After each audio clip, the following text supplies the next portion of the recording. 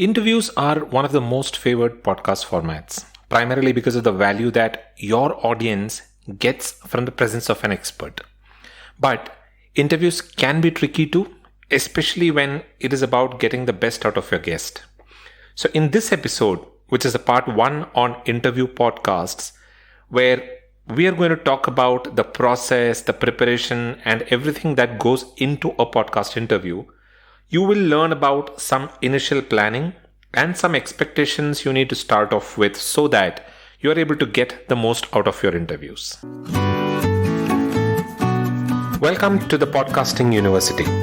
Looking for help on starting your own podcast? Then this is the place to be. We will help you with everything from selecting your topic to promoting and monetizing your podcast in the simplest language possible. Listen to other podcasters who've been through the grind and learn from them as we interview them every week. You can find more details on thepodcastinguniversity.com.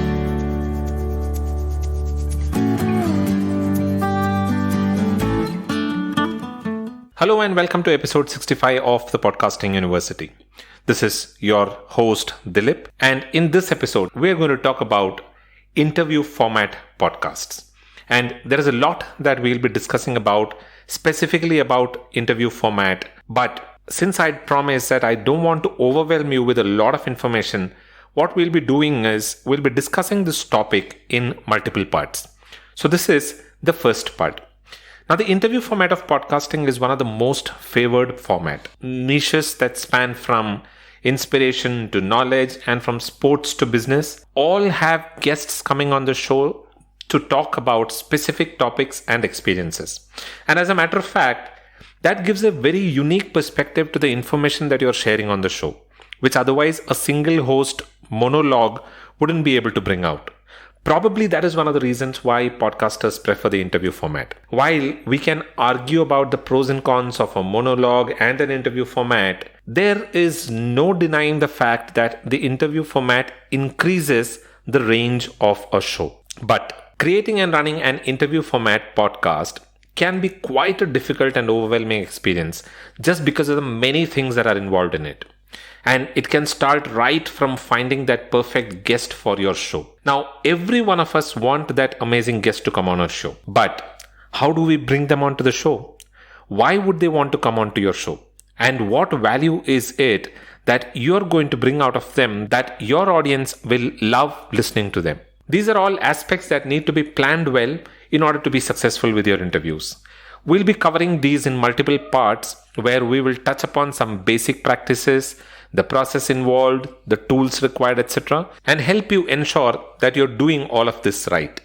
So in this episode, we are going to talk about two aspects. First is the initial planning, and the second is some basic expectations that you need to start right. Do listen to the entire episode because towards the end of the episode, I'll be sharing with you some nifty tips and tricks which will help you get even more out of your interviews while ensuring that you're more regular and giving more value to your audience. But first, let us talk about the preparations. Now, if you're planning to start a podcast in the interview format, then you need to keep in mind a few things, and these are very important things. Number 1, the time commitment. You will need to plan your schedules in such a way that you're able to accommodate the interview schedules. Now, if you and your guests are in different time zones, then adjusting to the respective time zones can also be a challenge. So be prepared to record your interviews at odd times of the day or even the nights. While this can be a little uncomfortable, the reward is worth it. So it makes sense planning for it. Number 2, the equipment. Now, if you want a good quality listenable recording of the interview, you will need some basic equipment at both yours and your guest's end. You will need a decent microphone paired to a good recording software and a headset, and your guest will need a bare minimum of a headset with a mouthpiece. Now, some guests tend to use the microphone on their computers, which can destroy the entire audio experience. There are other guests who use smartphones, which again is a big no-no. So you will have to go ahead and educate your guest about these aspects. Now, I am not an advocate of studio quality for individual podcasters like us, but there still needs to be some quality for the audio, which isn't possible on a smartphone video call. And that is one of the reasons why I'm asking you to avoid doing that. Number 3, the recording software. I recommend using a good recording software like that of Zencastr, Riverside, or Squadcast. Zoom calls aren't the best recordings, and you should avoid using Zoom for your interviews. Zencastr is free of cost, is easy to use, and can give you excellent sounding audio. They are specialized software designed for recording interviews. So why not use them? When I tell people that they should use a software like that of Zencastr to recording interviews, I hear a lot of podcasters saying that Zoom is easy to use and hence they prefer using it. But keep in mind that Zencastr isn't difficult either. But you will find it easy to use only if you try using it. And the decision between easy with poor quality versus learning something for good quality is a decision you need to make. Number 4, the editing time. Interview podcasts take longer than monologues to edit. It is primarily because they are longer in comparison to monologues. Interviews can be anywhere from about 60 minutes to a few hours, whereas monologues usually are around 20 to 25 minutes or even lesser. Hence, editing in case of interviews could take longer. And if you add to it things like mixing, sniping, snippets, etc., it can take up to about 3 times the duration of the interview. I follow a faster method of editing, which is something that I'll be discussing in my YouTube channel about 2 weeks from now. You can subscribe to the channel. You will be able to find the link in the show notes or the description.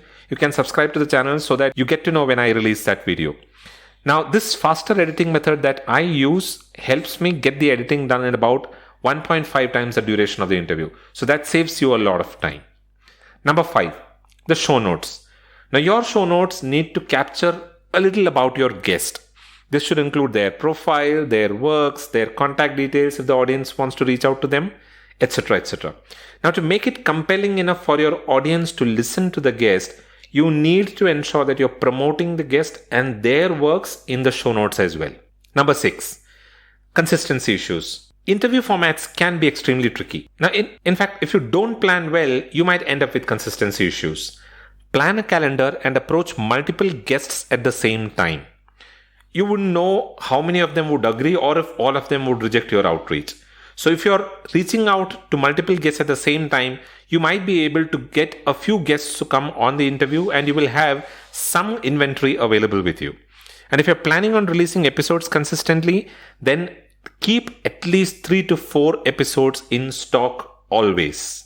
Don't forget to listen to the episode till the last, because I'm going to share with you a very nifty little trick that will help you ensure that you don't lose out on consistency even if you don't have a guest coming on your show for a specific week. So don't forget to listen to the podcast towards the end. We are about 5 to 6 minutes into the episode. I hope you're enjoying this information. If you do, then do consider subscribing to the show and take a minute out of your busy schedules and leave a review and rating for the show on Apple Podcasts. It helps in the overall ranking of the show on Apple Podcasts.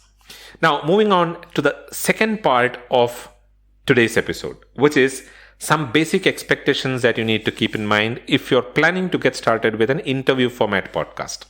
Number 1, your show is yours. Don't let the guest steal it. Now, a lot of times what happens is podcasters get so overwhelmed with the guest who's come on their show that they let the guest control the entire conversation. It's a big no-no.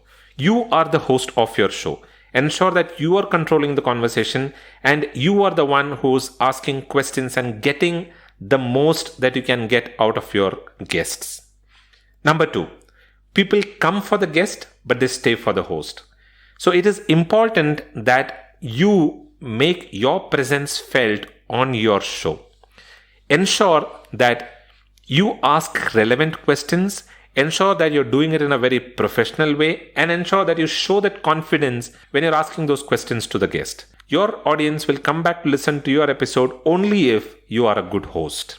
Number 3, your guests might or might not share your episode. So be prepared for it. Now, a lot of people get into the interview format podcasts primarily because they think that their guests will be promoting these episodes to their followers and thereby the episode will get a lot of audience. But a lot of times, some of the guests don't do that because they might not find time to do it or they are a little too busy to do it. So be prepared, keep your mindset ready and know that not all guests might promote you. But what you can probably do is when you release the episode, just tag your guest on social media and send them a direct message and ask them to just share it on their profile or their feed. Maybe they'll do that.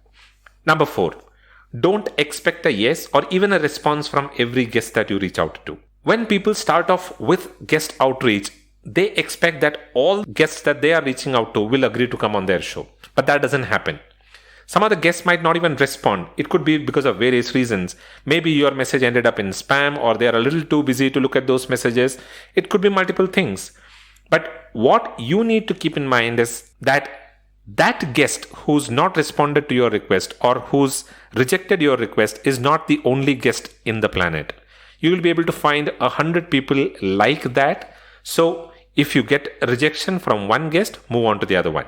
Number 5. Remember that your guests aren't rejecting you as a person. They are rejecting somebody that they have no information about or who they feel wouldn't add any value to them. So don't hold a grudge against them. Your show might be new. Maybe your guest isn't finding it relevant, or your guest is probably not feeling that your podcast might be able to provide them with any value. That is probably why they have rejected you. So don't hold a grudge against them. You can always reach out to them at a later point.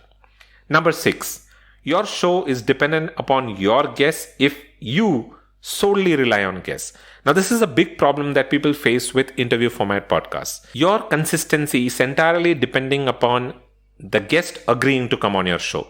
Now, if for some reason you don't have an interview pre-recorded or ready to be released, you might miss out on releasing an episode in a specific week, which will impact your consistency. So here is a nifty little trick for you. What you can do in those weeks where you don't have an interview ready to be released, what you can do is you can pick any of the previous episodes where a guest had come onto your show. Pick some of the important aspects or important things that the guest spoke about on the show. Pick only those things.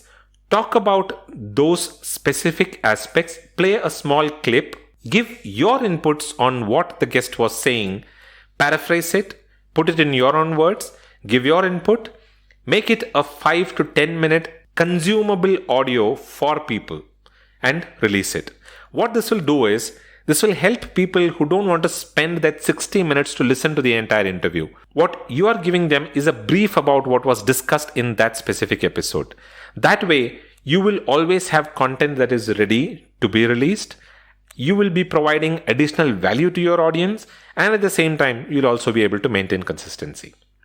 So that's all that I have for this episode. I hope you enjoyed this information about interview format podcast today.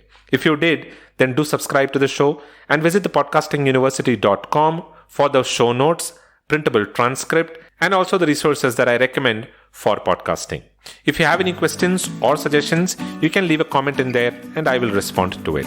Don't forget to tune in the next week for part 2 on interview podcast, where we are going to talk more about some of the best practices and some of the critical tool requirements to start off with an interview podcast. So don't forget to tune in next week for part 2. The Podcasting University is available on pretty much all podcasting platforms, including Apple Podcasts, Google Podcasts, Spotify, Stitcher Radio, JioSaavn, Gaana, and Amazon Prime Music as well. So pick your favorite platform and give it a listen in there.